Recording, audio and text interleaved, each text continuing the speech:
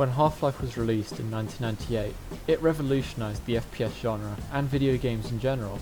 It took advantage of the unique ability of video games to tell stories through gameplay.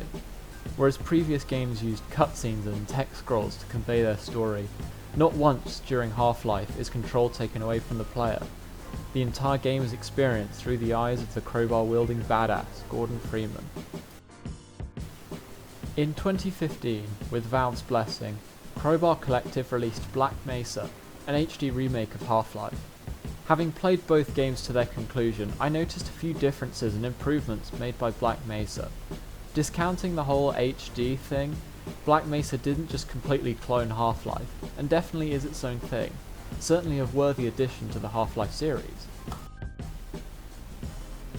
Firstly, they changed some of the movement mechanics.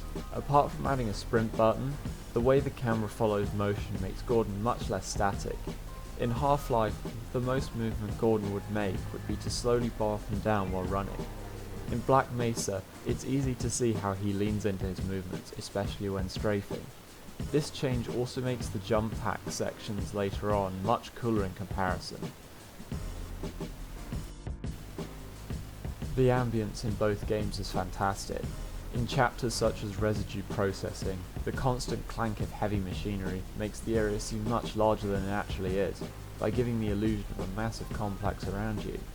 In the Zen chapters, weird alien sounds echo around the caves and rocky outcrops that Gordon has to traverse. Both games pull this off very well, and I wouldn't rate either as especially better than the other. The Nahana Battle of Black Mesa is much more cinematic. The area itself is more interesting, and is more than just a muddy hole, which the original kind of is.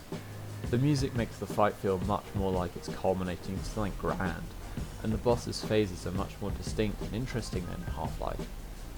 The fight progresses to bits of the Black Mesa facility materializing around you, sort of like if reality becomes more unstable the closer you are to the creature causing the disturbance.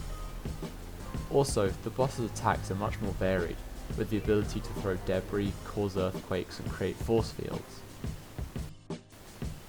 There were also a few moments in the Zen chapters where the music was almost overwhelming with how perfect it was.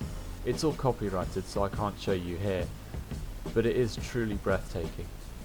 My advice is during the Interloper chapter, take your time and listen out for the music. That's where it's at its best.